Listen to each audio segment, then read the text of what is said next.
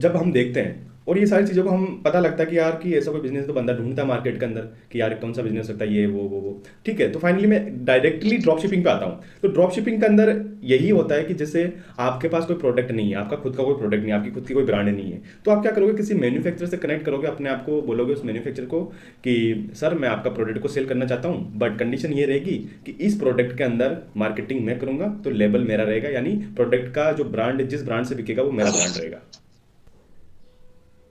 आवाज़ क्लियर है हमारी? जी जी, क्लियर है, क्लियर है, क्लियर है। ओके ओके, तो आप कहाँ पर बैठे हो? घर में बिस्तर में बैठा था। अच्छा, बिस्तर में बैठे हो, थोड़ा खुल के आप खुली हवा में आ जाओ यार, बात करेंगे बिजनेस की। नहीं तो वो क्या है ना कि बिस्तर के अंदर नींद आने लग जाएगी अभी। सेशन लंबा होने वाला है ना।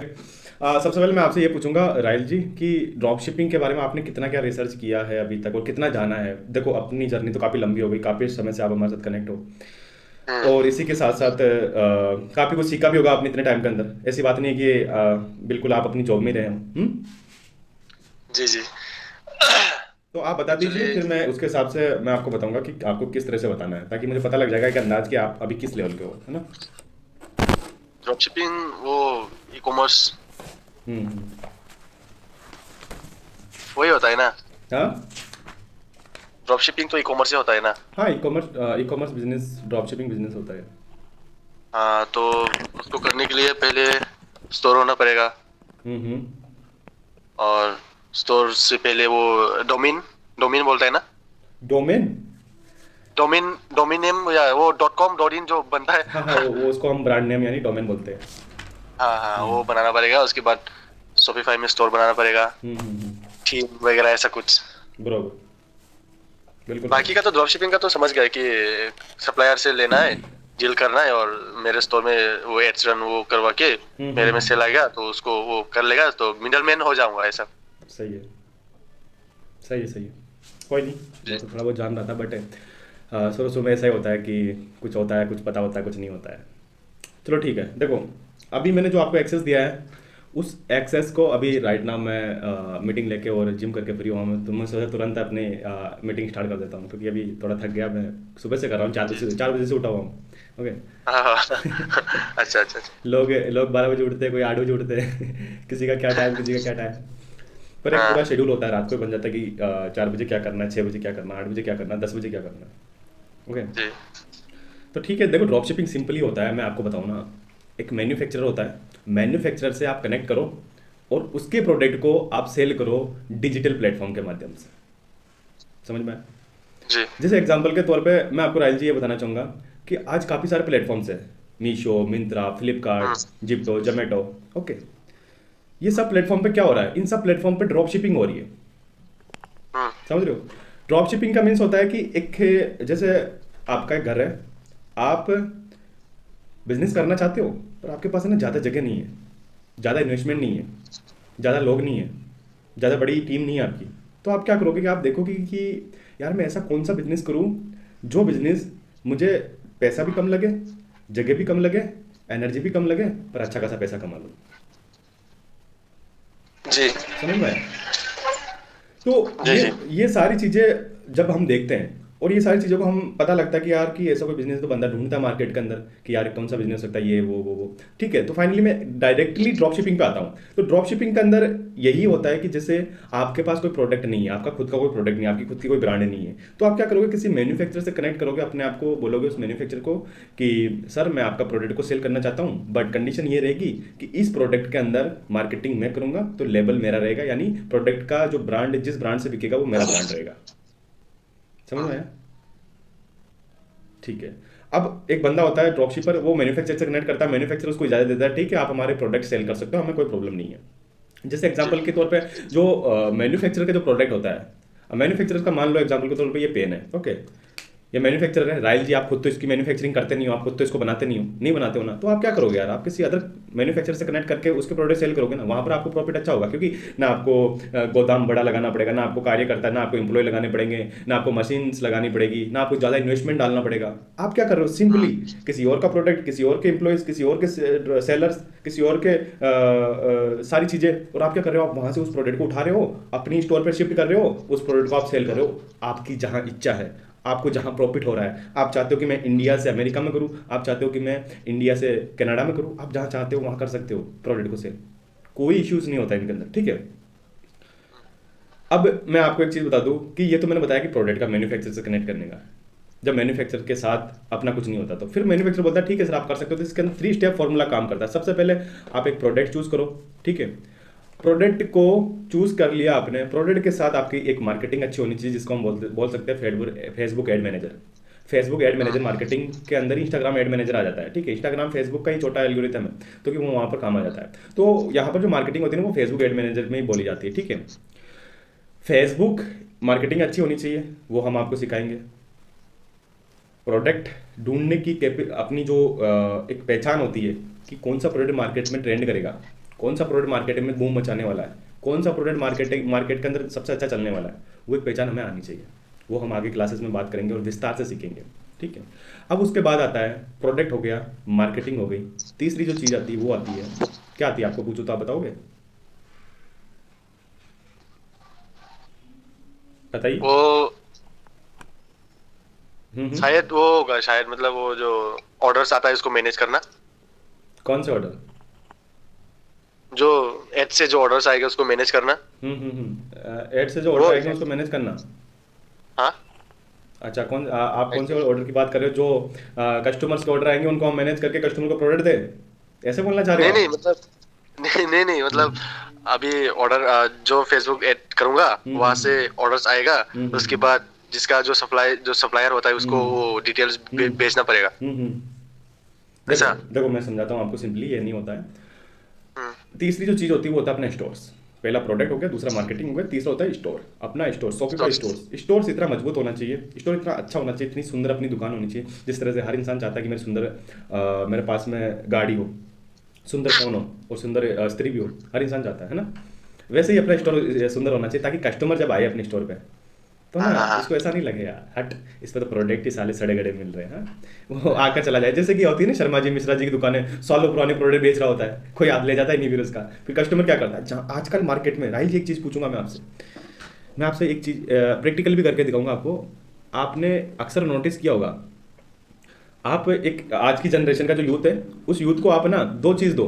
पहली पहली चीज़ तो एक काम करो, आप उसको ये दो कि एक चॉकलेट हो, चॉकलेट वो आप उसको दो, और दूसरी वही चॉकलेट जो एक अच्छी नहीं होती, वैसे शुगर्स वगैरह काफ़ी सारी चीज़ें होती है उसके अंदर, बट एक चॉकलेट ऐसी दो जो शुद्ध बनाकर, बट उसका ना रंग रूप अच्छा नहीं होना चाहिए यार, ठीक है।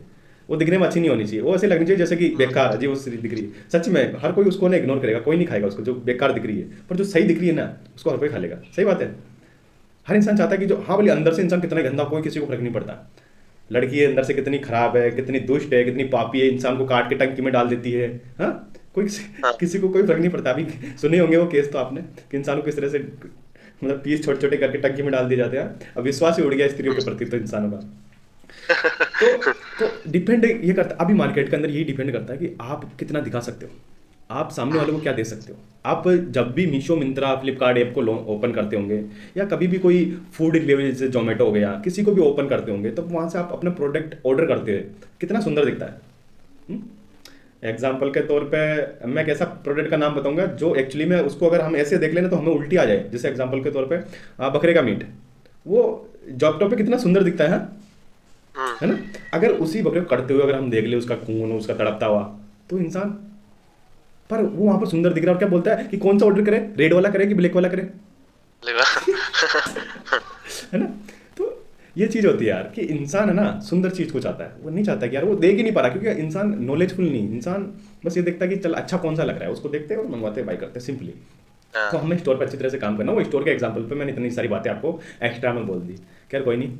अब देखो राहिल जी, सिंपली आपको ड्रॉप शिपिंग का प्रोसेस में ज़्यादा हमको कोई हार्ड नहीं करना, क्योंकि हम ना इसमें कोई अपना मैन्युफैक्चरिंग प्लांट नहीं डाल रहे, हम सिंपली एक बने बनाए बिजनेस को करने जा रहे हैं। बट उसको करने के लिए हमें एक छोटी सी स्किल सीखनी है ध्यानपूर्वक, बस, और कुछ नहीं करना।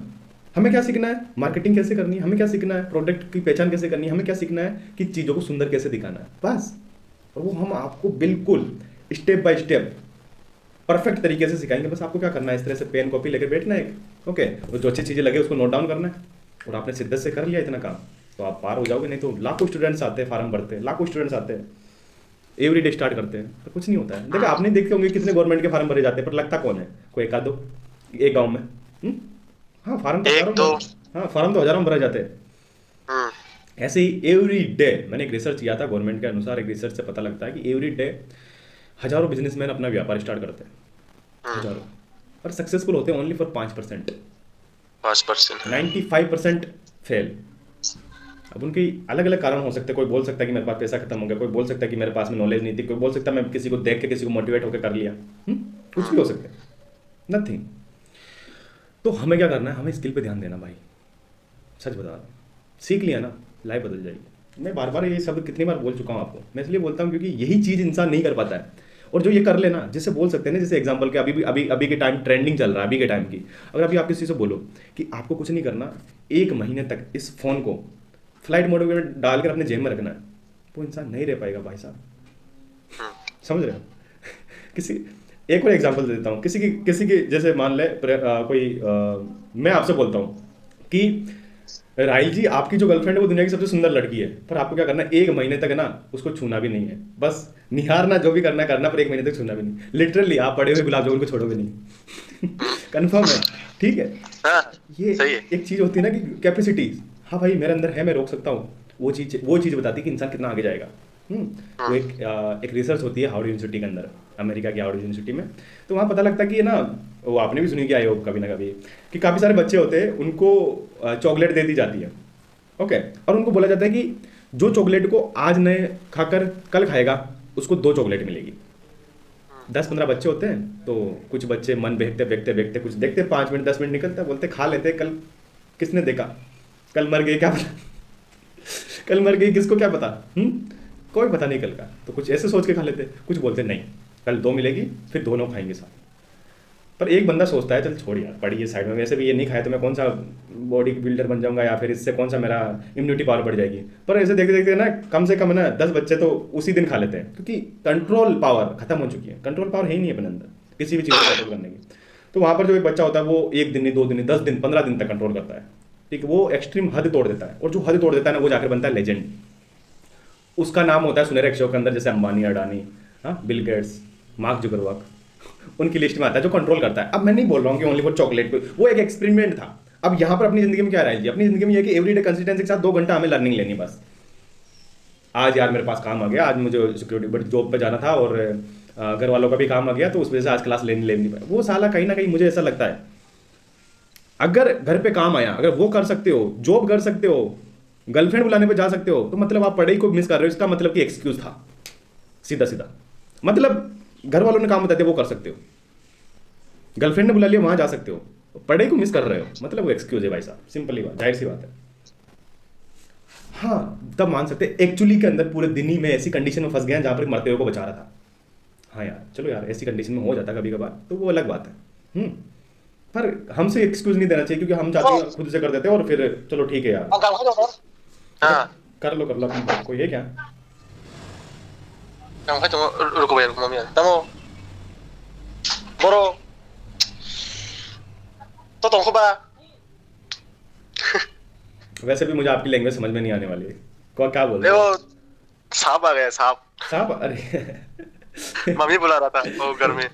देखो यार मुझे पता है कि सांप आ गया, पर मम्मी को बोला थोड़ा सा एडजस्ट करना पड़ेगा क्योंकि इंपॉर्टेंट मीटिंग चल रही है।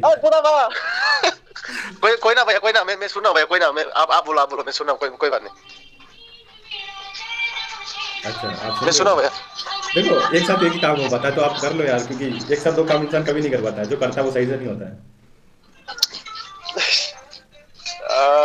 क्या हो गया, सांप ज्यादा ही बड़ा है क्या।